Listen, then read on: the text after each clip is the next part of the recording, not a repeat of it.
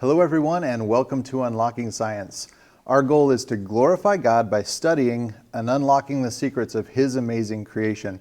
I'm your host, Mr. P, and to help us unlock some of those secrets today, I've got Dr. David Menton with me. He is our staff anatomist.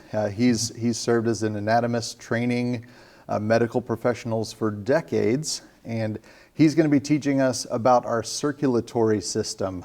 Okay, so there's our big word for the day, big science word for the day, circulation. So when we think about circulation, what's the general idea of circulation?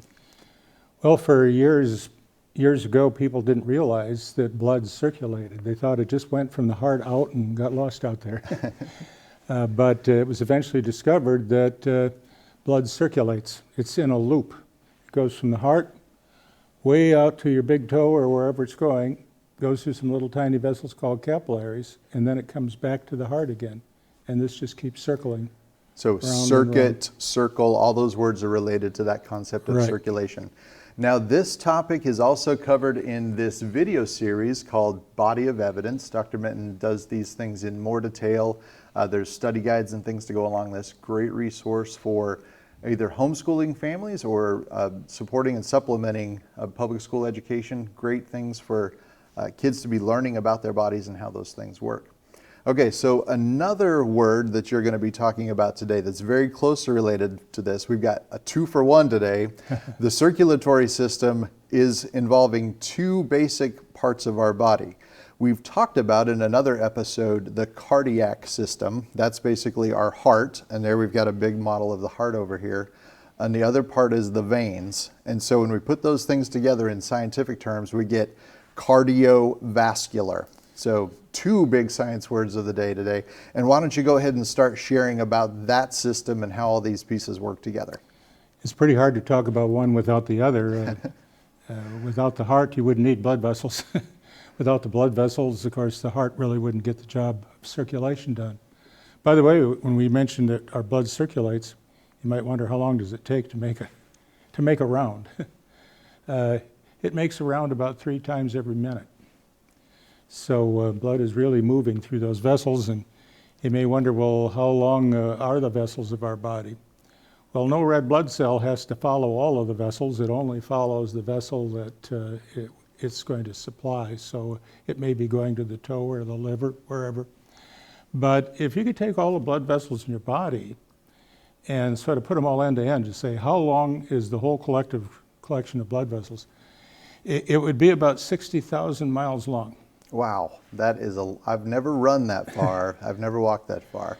And to give you a little perspective here, what 60,000 miles is like, that's be going around the Earth about twice.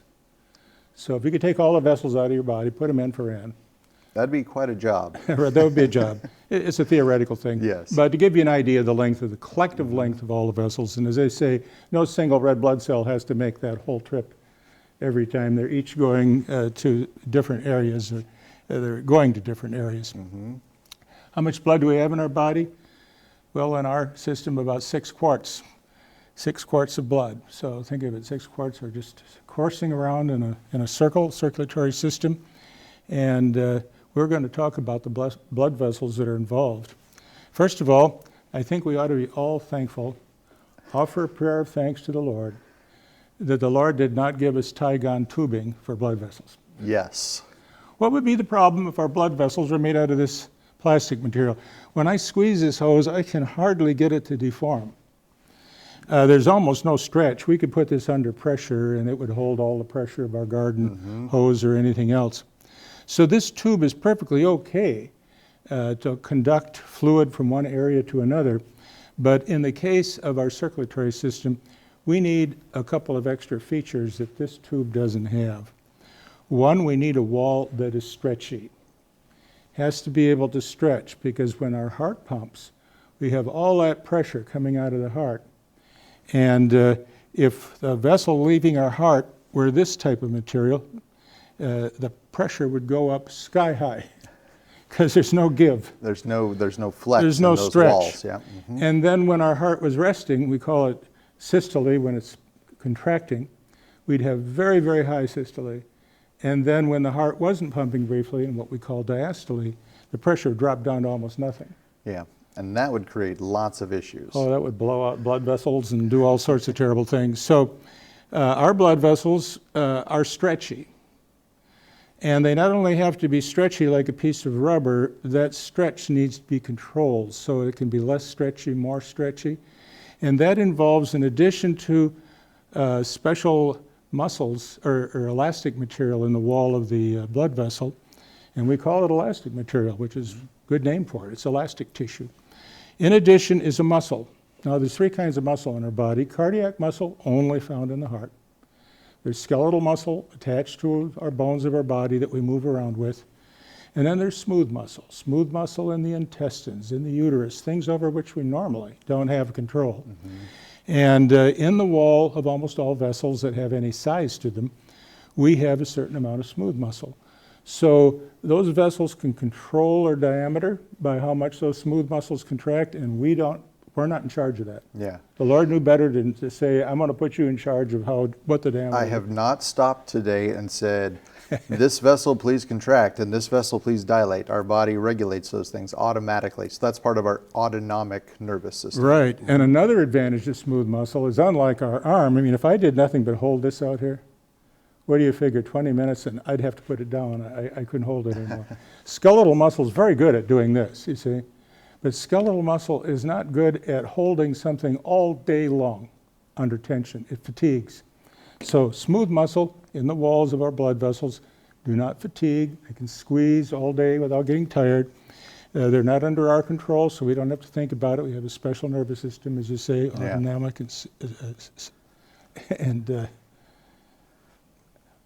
and what's the other word? The autonomic system? Right. Okay. Mm-hmm. So those vessels will be all attached, will all contract under control. So what type of vessels do we have in our body? Well, wouldn't you know it, we have several different kinds. We see them in a picture here. But let's advance our... Oh, we might have to just click the button here. Okay. Let's just do that. Okay. Click the button. These are the types of blood vessels that we have in our body. And the first one you'll recognize is a vessel that has elastic tissue. We call that an elastic artery if it has a lot of it. And where do we find the elastic arteries in our body? We find them in vessels that are close to the heart. That makes sense because the pressure coming out of that heart is very high, then it drops off to almost nothing, then very high, almost nothing. And so with elastic arteries that have lots of elastic tissue in the walls, they can stretch and store the energy from the heart. And then when the heart isn't pumping, they can contract and keep things moving. So that's a very important type of vessel in our body, and the most famous one is the aorta. That's this big vessel coming out of the top of the heart here, is the aorta. It's a very elastic structure. As you get further away from the heart, we get less elastic tissue in the walls of our vessels, and we start to pick up more muscle, and this is the smooth muscle. And this is in, oh, that's an interesting spelling there, isn't it? We put that up to confuse people. We have distributing arteries. Distributing arteries, what do they do for a living? They distribute the blood. Distribute the blood. And there has to be control when you're distributing blood. How much goes here, how much goes there, and that can be controlled with the smooth muscle. And there's some elastic tissue here as well. These are pretty good sized arteries. You could see these with your eye if you were dissecting a human body. Then we get down to vessels that are small enough you probably wouldn't notice them. They're still on the artery side of things. They're called arterioles. And the thing that's distinctive about an arteriole is it's small enough that its wall is a single layer of smooth muscle. And that muscle wraps around like the stripes in a barber pole, goes around in a spiral. The muscle cells wrap around. After you go through the arterioles, you enter probably the most important vessels in our body, and that's a capillary. And capillaries are so tiny, there's no way you could see them without a microscope. In fact, capillary lumen is approximately the diameter of a single red blood cell. You realize what that means? The red blood cells have to get single file to go through your capillaries.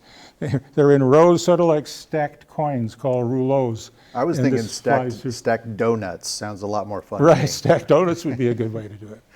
So that's the capillary. And why do I say that's the most important? Because the blood vessels are just getting the blood out where you want it or bringing it back. But why do you want the blood out there in the first place? It's bringing oxygen, it's taking out CO2, that's waste of the cell, and it's keeping body temperatures at a steady level. It's providing nutrients. All of that happens in the capillaries. So that's why they're so important. We finally get the job done. Yeah, that's where when all we're the in the detail capillary. work happens. Yep. That's right. Diameter of a red blood cell, that's how big it is. After the capillaries, the vessels start getting bigger, and now we're on the side called the vein. We have turned the corner in this loop, and we're on our way back, okay? And the first small veins are called venules.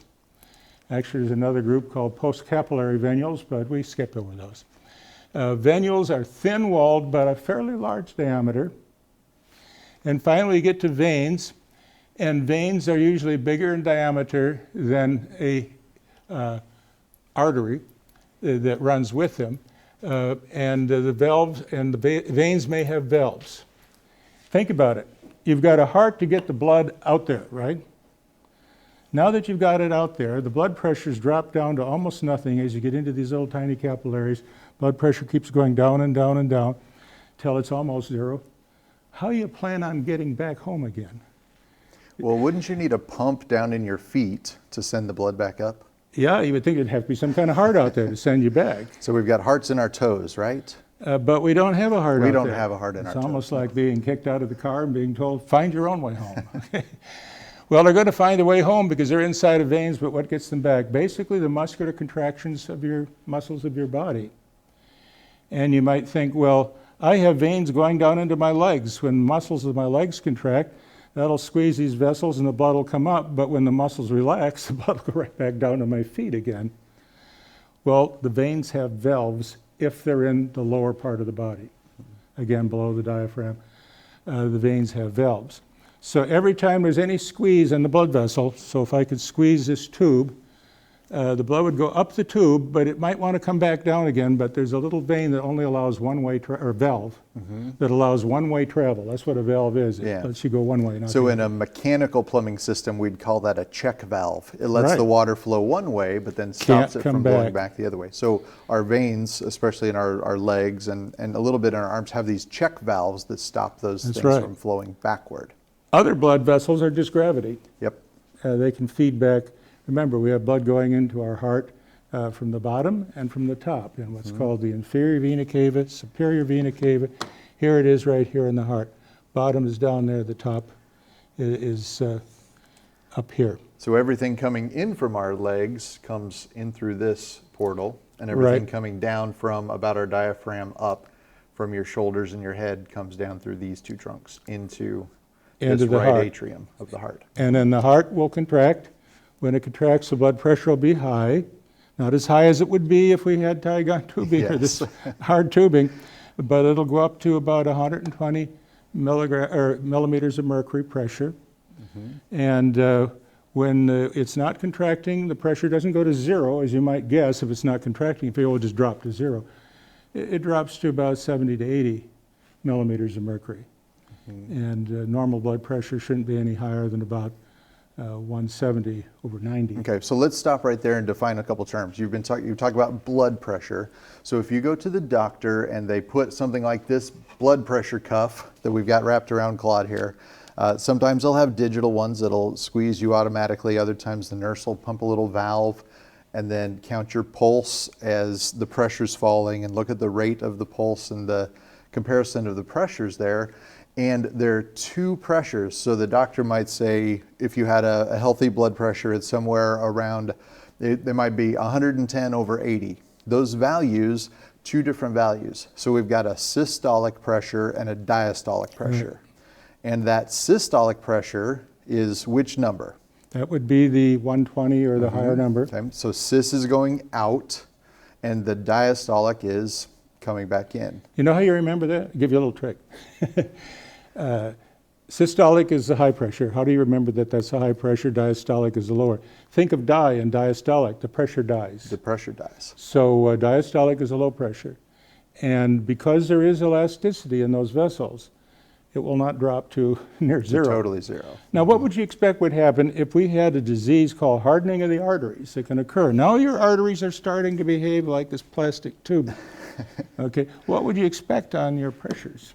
They're going to get out of balance, especially your low pressure is going to sink. Right, your low pressure is going to go way down. Why is that? That's because you can't store any energy in the wall of the vessel. Mm-hmm. This is energy storage. Just think of it. The heart beats, the vessel expands, and now it's got all that energy that it can use to squeeze after the heart stops. It's beating during diastole. And so one of the consequences of that would be blood pooling in the legs and poor circulations and varicose veins that would all come about as a result of those things. So those are even diseases. if you're young and healthy and you say stand at attention like this for 4 hours and you're very careful not to move the muscle, you could faint. Did any of your officers in the Army ever make you do that for 4 hours? Yeah, when I was in basic training, I was put in charge of guarding a water tower. And let me tell you, nobody took that water tower while I was watching it. I had an empty M1 rifle. Okay. All right, back to our topic now. We don't want to get sidetracked too far. So that's the basic differences. Let's look at these vessels and an illustration. On the left is the artery. And there are branches that come off the artery, and the branches tend to get smaller and smaller, as you notice. So we might go elastic artery, muscular distributing artery. We finally get down to little arteries, arterioles, and then into the capillaries. And the capillaries are where we will have exchange of nutrients and of gases, which is what the blood is all about. And then the remaining blood and any blood that gets absorbed, any materials that get absorbed from the tissue fluids here, will go back to a venule, and that'll go out to a vein. So I guess this is an arteriole here, the way we've described it. Arterioles go to capillaries, capillaries go to venules. So this is the way the blood come in. This is the way it's going back. Now, I think you can see, you have to have basically a going out vessel for every vessel coming back. Yep. The blood that goes out, most of it has to come back. Now you could do that one of two ways. You could just say the vessel going out, just go this way. And the vessel coming back after it goes to the capillaries, just kind of find your own way back over here. But that's not the way it works. They're paired, just like you see up here. So that you'll find arteries and veins side by side. And the vein bringing the blood back is bringing the blood that went out the artery next to it. And we call those vascular bundles. I'll show you a picture of one in a bit here. Okay, let's look at the aorta. This is the wall of the aorta. The blood would be over here, and this is the wall. So we've really magnified this thing. And this is a really big elastic artery. And here is where the blood would come up against the surface. There's a special layer of cells, and that's another word I think they need to remember. Endothelium. I'll show it printed out in a bit. All blood vessels and the heart are lined with the same kind of cells. It's a layer, think of bubble wrap. Mm-hmm. It's a single layer of cells called endothelium. And what's so special about it? It doesn't clot blood, and that's good. Imagine if your blood just clotted inside of your vessels. That would be problematic. So deep to the lining, the endothelium, we have a little layer called the intima, which is some connective tissue and what have you in here. And then there's layer after layer of elastic tissue. Now this elastic tissue is not like fibers, it's like sheets of rubber that maybe have little holes in the sheet. And there's layer after layer of that, so when that vessel gets stretched, all the energy is stored in 50 or more layers of rubber-like elastic. And then you get out here into the connective tissue away from the vessel, and this is called adventitia. And out here you find little blood vessels. And these little blood vessels are the blood vessels that keep the blood vessel alive. Does that make any sense? Because there's got to be lots of oxygen and sugars and things delivered to those cells so that they can stay alive as well. People say, well, why doesn't the aorta get its nutrition and its oxygen, what have you, from the blood that's in its own lumen? That can only seep out just a little ways. It can't get way out to here. So big blood vessels have to have their own blood vessels out here in the periphery, the adventitia we call it. And we call them vasa vasorum. That means the vessels of the vessels. Well, you have a little trouble seeing the elastic layers there. Here we've stained the elastic tissue to look purple or blue in color. All this blue, these are these rubbery layers, sheets if you will, with kind of holes going through them. So fluids can move from one side to the other. It wouldn't be just like a sheet of rubber. And notice how many layers, you can hardly count them till you get out to here. So the intima, the media is the part in the middle, that's why they call it the media. It'll have some smooth muscle cells in here too, you just can't pick them out. Mostly it's elastic. So that's an elastic artery. Let's look at a muscular artery. Now XS here means this is a cross section. That means the vessel is coming at you like this. And we're looking at a piece of the wall. Once again, we have an endothelium. You can just barely see it here, lining. And then we have a red line. That's the internal elastic lamina. So all muscular arteries have at least 2 layers of elastic tissue. One is right near the lumen, and the other is out here as we approach the edge of the tunica media. But this whole area in the middle here of this vessel, that's almost all smooth muscle. Mm-hmm. And smooth muscle has an interesting property. I'll give you a little trick. So when you look through a microscope and you see smooth muscle, you'll be able to recognize it. The muscle cells are long, but look at the nuclei. If you get a little bit higher power, you might notice this more, but they're kind of in a corkscrew pattern. They're twisted, the nucleus of each of these muscle cells. And the reason for that is when the muscle contracts, what's this poor nucleus going to do? It's a long nucleus. It's either going to go like an accordion and have a bunch of pleats in it, which happens, or it's going to twist. So it's a little trick for telling smooth muscle when you see it. So this is partially contracted.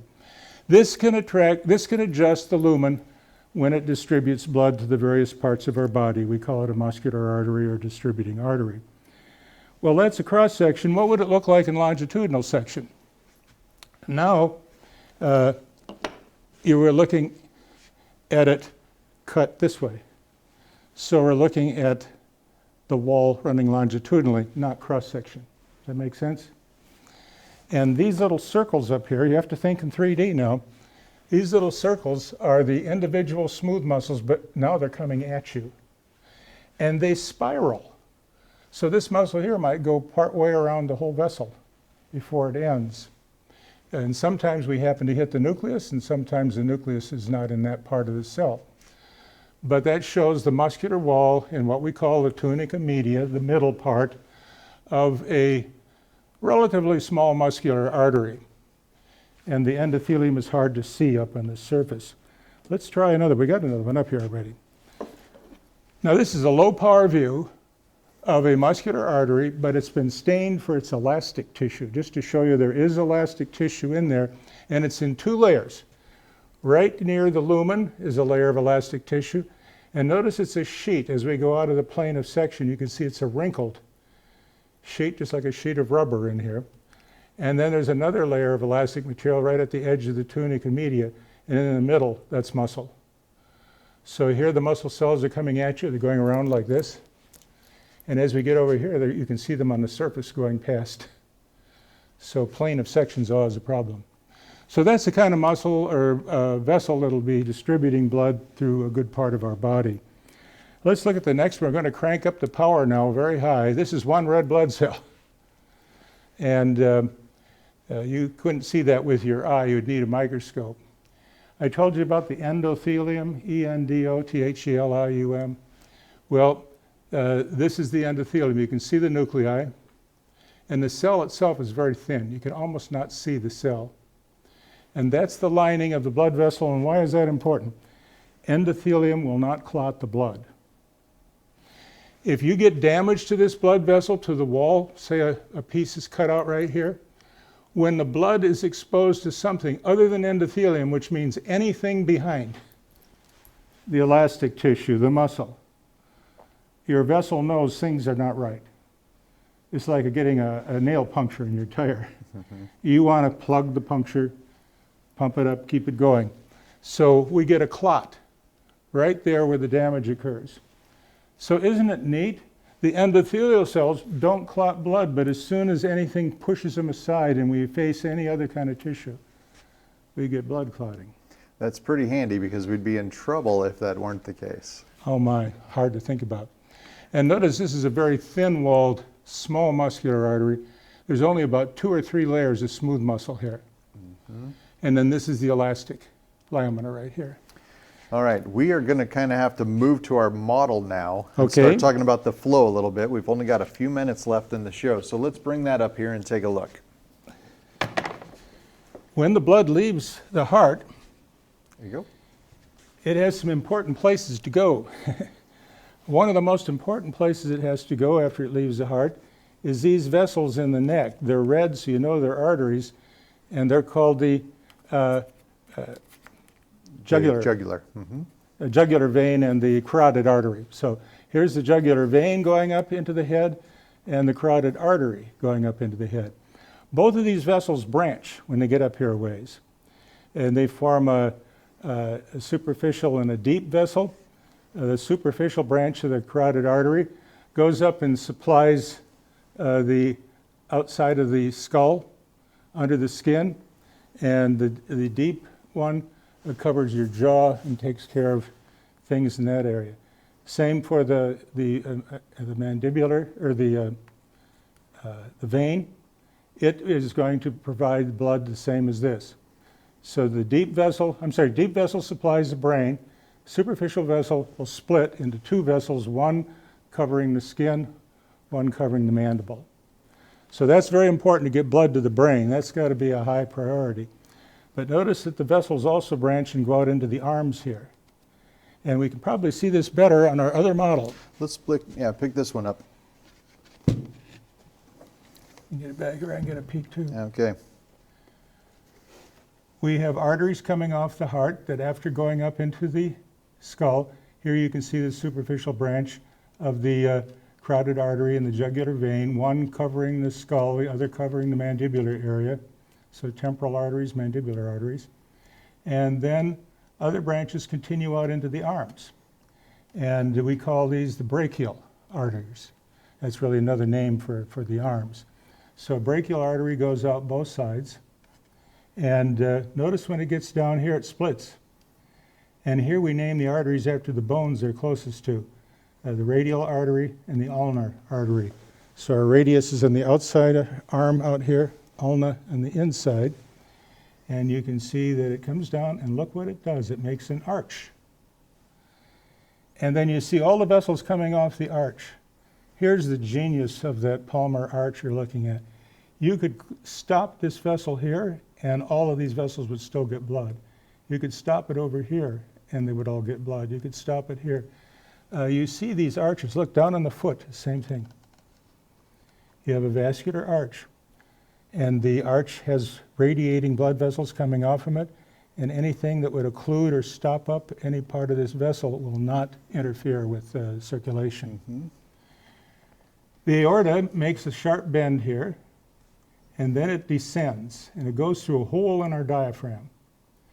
And in this area, it gives off branches to the lung from our pulmonary trunk. And the aorta itself passes through the diaphragm, and we then get into what we call the abdominal aorta.